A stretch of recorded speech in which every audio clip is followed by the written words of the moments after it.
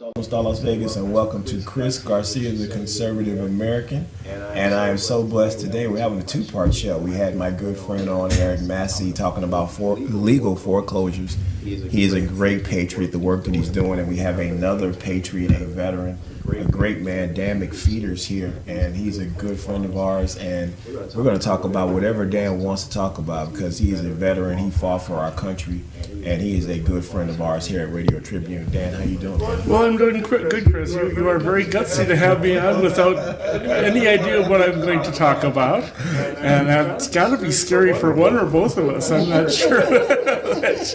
But what I want to do is tell you a story, true story, that involves kidnapping and ransom and murder and all kinds of scary stuff. And I hope that the format is okay to do that in this, as opposed to, it's not a political thing, but it's your audience will find it as fascinating as can be. The story I want to tell you is of Donnie Cameron.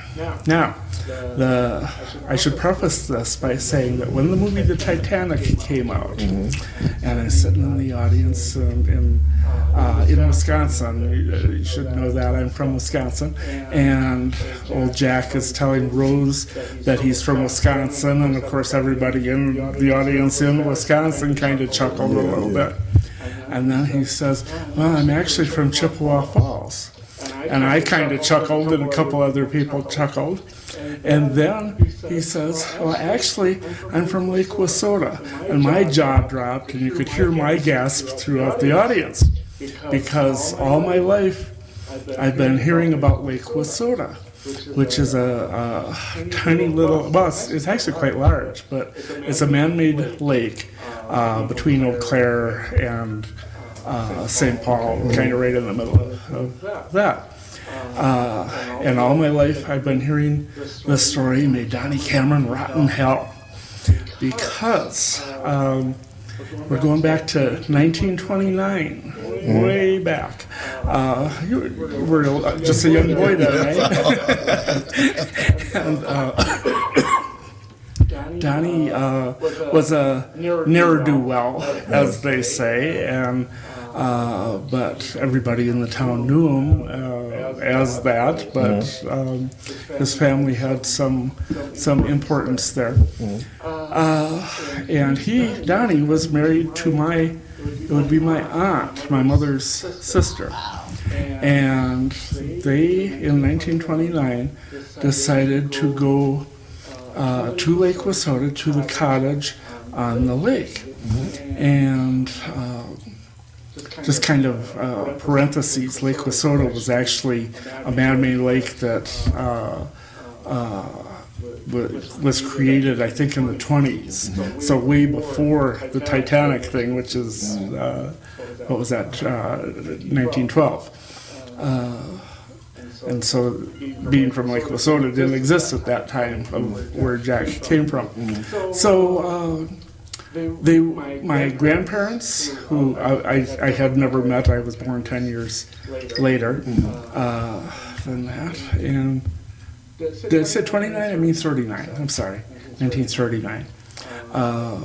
And so they went up to Lake Wissota with my mother's sister, who was Donnie's wife, and their tiny little baby. And my mother couldn't go because she was a nurse and had to be working. So she didn't go to Lake Wissota for this. Now Donnie hung out in the pool hall and was a classic bum, basically, worked at a gas station. But he needed to make some money, and so he decided that he was going to kidnap the banker, the head of the bank in Chippewa Falls, which, was then a little place, so the banker was a big deal, and decided he was going to kidnap him, hold him for ransom, and get all this money so he could get away. So he goes to the banker's house, ties him up, and makes his ransom demand which didn't go well, and so the sheriff comes to arrest Donnie. And Donnie proceeds to shoot the sheriff. Then he makes his getaway, goes to the cottage on Lake Wausoda. Oh, I'm sorry. First he went to the gas station where he worked because he was going to rob his boss at the gas station to get money to get out of Dodge. And so then the deputies go there. He shoots his boss in the arm and heads off to Lake Wausoda to the cottage, where he then wakes up my grandparents and everybody, and he shoots there was a struggle evidently. He shoots my grandparents. Shot my grandfather first, who struggled with him, and then he killed him, and then his wife and the baby and my grandmother. Goes to the cottage or to the garage to make his getaway, and then the police are all coming there. So he starts the cottage on fire and then shoots himself. And so the end of Donnie Cameron, and of course the cottage burned down and everything. So that is the end of Donnie Cameron. About 15 years ago, I was going through a desk that belonged to my mother and found a little eyeglass case of some old eyeglasses that was burnt out. Scared the heck out of me because I realized those were my grandfather's glasses that were burned in the fire that this all happened.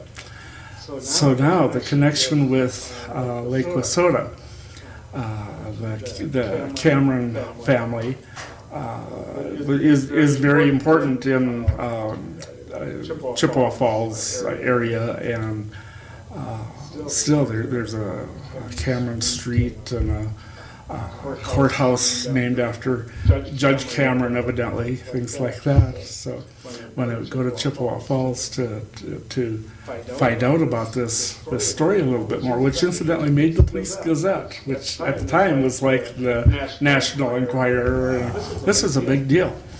So and this was I think in October or November of 1939 that it made the Police Gazette. And I had a copy of that was lost. So if anybody knows how to get a copy of that Police Gazette from 1939 about the Cameron murders. So anyway, I'm sitting at the movie theater and realizing and connecting all this that the producer of the movie, do you know who the producer of the movie was? Wasn't his last name Cameron? James Cameron, exactly. So the connection between Donnie Cameron and that, and knowing Lake Wausoda didn't exist then, that's where James Cameron made that connection and knew about Lake Wausoda. So that's the story that will perpetuate my memory of my grandparents and Donnie and his wife Louise and the baby whose name I don't know. And all these years I had been hearing about Donnie Cameron burning in hell, and I'm sure he has to be related to James Cameron. So now I'll open the floor to questions. That is incredible. Isn't that an incredible story? It reads like a movie. I can see it reading like in cold blood, and I wish I had the. Can you see what I mean as far as reading like in cold blood? The movie with Robert Blake, who had his own murder mysteries going on. So there's an interesting connection that there. Is incredible. Yeah. Dan, I've known you for a while. And I haven't shared the story, and there you go. So I thought you'd be interested and would enjoy. And who knows, maybe somebody will figure out how to get a copy of the So is that when you first put it together, when you went to go see the movie, Dan? Is that when you... Yeah, well, in terms of, especially of James Cameron, absolutely, and that there would be more of a connection to Donnie Cameron, and I haven't gone into the genealogy to know how close the James Cameron would be, but just age-wise and everything, it all makes sense that he's probably a close relative of mine. Probably wouldn't want to make this movie for anything, but it's a fascinating story that he was so desperate. And I've always hated Donnie Cameron, but as I realized the story, I can understand the poor guy's desperation. You know, he had to have money, and what he did failed, and so he had to try to survive with what he could do. He had to escape, so he had to go home and destroy the people that would have lose more respect for him, and then had to end it when he realized it wasn't going to happen, that he couldn't get out of that garage. So it was pretty spooky when I went to Lake Wissota about 10 years ago, that I could just feel the ghosts. And of course, there's no way I could track down where the cottage was. I'm sure it doesn't exist anymore. Even if it didn't burn down, I'm sure it wouldn't exist anymore for that reason. Do the people in the town, they still talk about that story a lot? They don't. They don't. I don't think anybody knows the story, really. You know, I excuse me. I did contact a school teacher there suggesting that I go and tell the story to the kids, and that would be a good story. It would, and then see if they could research that more from a Chippewa Falls point of view. I was able to get a copy of the newspaper reports about it, so that's why I'm sure about my facts. But I would give anything to have had that Police Gazette. How old were your grandparents? He was 58, and I think she might have been a few years older. And who else was in the house then? Well, Donnie's wife, who is my sister's, or my mother's sister, and then the baby, and yeah, so it's a beautiful lake that, with all those ghosts running around, and I just shook as I went there for the first time just to find the lake, which could you feel it then? I could. I do that when being into history big time as I go around the country, you know, and going to battlefields and stuff. I feel the ghosts, you know. My wife does. Yeah, my wife is. And I've never been a big believer in that kind of stuff, but my wife swears by it. Well, she says at night sometimes she can feel, you know, different spirits and different ghosts. And I think certain people have that ability. Yeah. I probably don't. I might have others, but I believe certain people do. You probably do, Dan. Yeah. They come to you, they connect to you. Oh yeah. Wow. That would scare me. I'm glad maybe I don't have that ability. I think that would freak me out, man. My wife really, Cian, really senses spirits and ghosts, and she's a feeler. When she talks to people and stuff like that, she can feel things off of them. That's incredible. Well, you know, that is a witness to not just Christianity, but a belief that there is an after. Absolutely. If you can think there are ghosts, there has to be a God. Yes. That's as simple as that in my mind. That, and without getting into too much of a conversation as far as that's enough confirmation in my mind. Yeah. You know. You want to hear what I believe? Yes, absolutely. I believe that the people that die violently, that didn't expect to die, that don't understand that they died or why they died, are the ghosts, and also the people that die with regrets. our ghosts. Knows where our ghosts come from. That's why they get stuck in stuff, because we've got too many regrets holding them to this plane. Where there's things that they haven't finished in their lifetime that That's they why, want to stay. because I was watching one of the Ghost Adventures. I love the Ghost Adventures. But there was a captain of the ship, and they didn't bury him correctly. And he felt in his, being that he needed to be buried correctly. So he needed then to just read a passage that was forgiving him for all his sins and telling God he was sorry, and he got to move on. And he was just gone. I'm sorry. And whenever you get chills, it means that you're speaking the truth. That's what I believe also. Whenever you get chills when you're talking about God, it means that you're speaking the truth. Yeah. And I just got chills. But anyway, could be the wind. And it's weird because if you guys don't see Radio Tribune, we have a door here, and when Dan started telling that story, that door opened up by. There you go. Somebody open that door. Somebody opened that, yes. Daddy, are you here? We haven't seen His side of the story. That's right. Wow, that's incredible. That's incredible. Well, thank you, Dan, for sharing that with us before we got about 5-6 more. Go ahead. That's really neat. That's all I've got to It say about is. that. That's an incredible story. It is I fascinating. would like some more information. Yes. I wish, like heck, I could have met my grandparents. I understand they were unbelievable, but it's interesting to see pictures of just before they Your died. grandparents obviously watch over you. Does mine. My grandfather sits in the chair in my room at night and plays with my feet. I believe that. That's what I believe. Yes. Well, I don't. And Wow.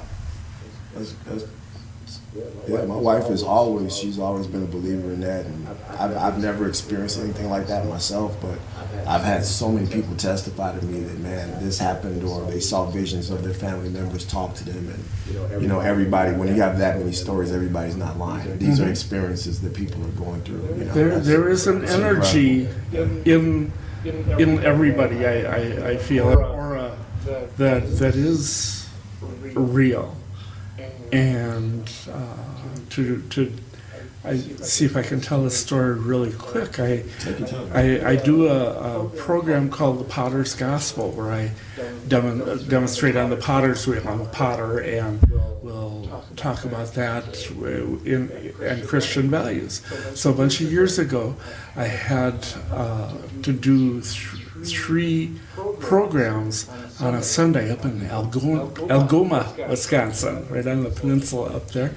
That I had to do a Methodist church in the morning, a Catholic faith healing service, very charismatic, in the afternoon, and then a Assembly of God charismatic service at night. So I get up there and I do the Methodist thing, and I've grown up Methodist, and that is my basis for Christianity, because you can, as a Methodist, you can interpret, and you don't have to think specific thoughts necessarily, as long as you believe. And even if you don't believe, they're not going to throw you out. So I went to, and that was my regular Potter's Gospel presentation. But then I went to the Catholic faith healing service, and I did my show, and I hate the way that just sounded, but did my presentation. And afterwards, well, before then, they were again very charismatic and feeling it, and some people were talking in tongues and jumping up and down, and I grew up a little more staid than that, So, but I do respect that stuff going on. And afterwards, so they were doing the faith healing thing, where people were passing out, and the ministers were, pushing people back and being caught and everything. And I thought, oh, yeah, okay, that's cool. I didn't think so much about that. Didn't think that was legitimate, but I was seeing it happen first time. And then after that, as I was cleaning up, people, they came to me and asked me if they wanted to pray. Give me a second.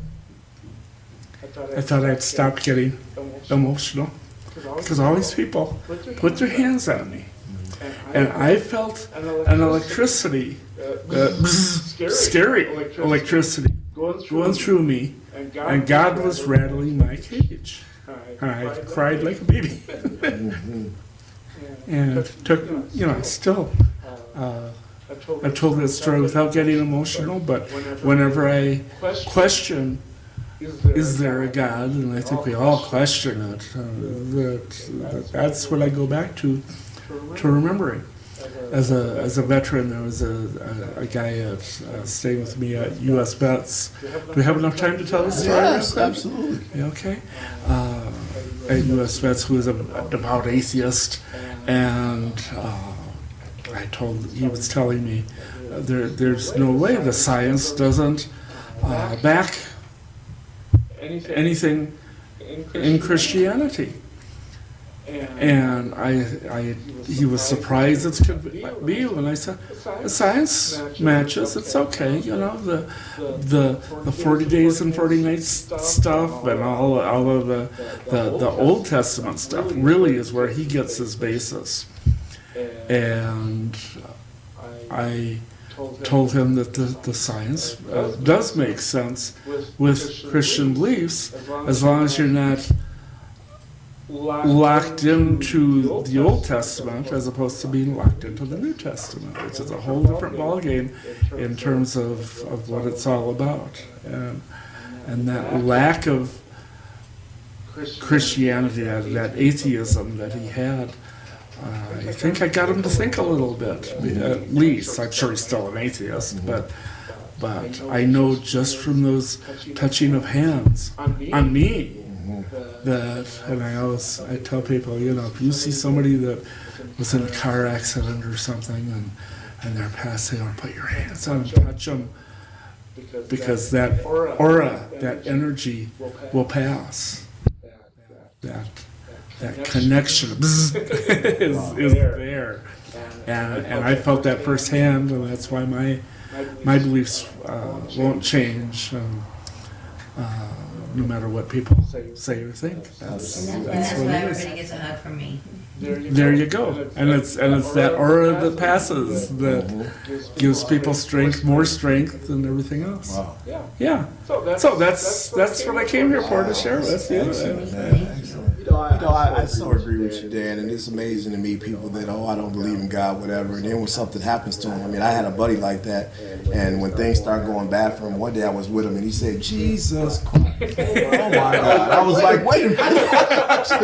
What are you know what I'm saying? It's amazing that when people get in trouble, then all of a sudden they want to help them, but as long as they're doing well, they don't believe in anything. So, it's definitely a God, Dan. There's no doubt about that, brother. My ex-wife's grandmother was very much of an atheist, and near the end of her life, there was a Bible sitting on the side of her bed. It's there. The good thing is that he'll forgive you even then. Yeah. All you gotta do is call out his name. That's it, brother. If it's the first hour or the last hour, he wants you to come home to him. I hear you. So he's just like a parent, he wants you to come home. So God always forgives us no matter what. He's always open. So I kind of changed your programming here a little bit. We talk about God a lot. I'm a Christian and I'm a conservative, and you talk about murder and kidnapping. Come on and share with us. I was wondering where I was going at the beginning. I was looking at my wife.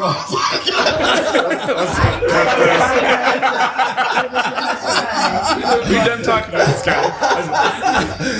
It was a great show, great show. Thank you so much, my good friend Dan. As always, man, he can come on whenever he wants. And that was a powerful story. I had no idea, but I know when you were sitting in that theater, you probably was like, wow, that probably... They heard my gasp. Yeah. That's incredible. That's an incredible story. Thank you so much for I'm Alive by Captain Charlie. In the Open by Earth Rising.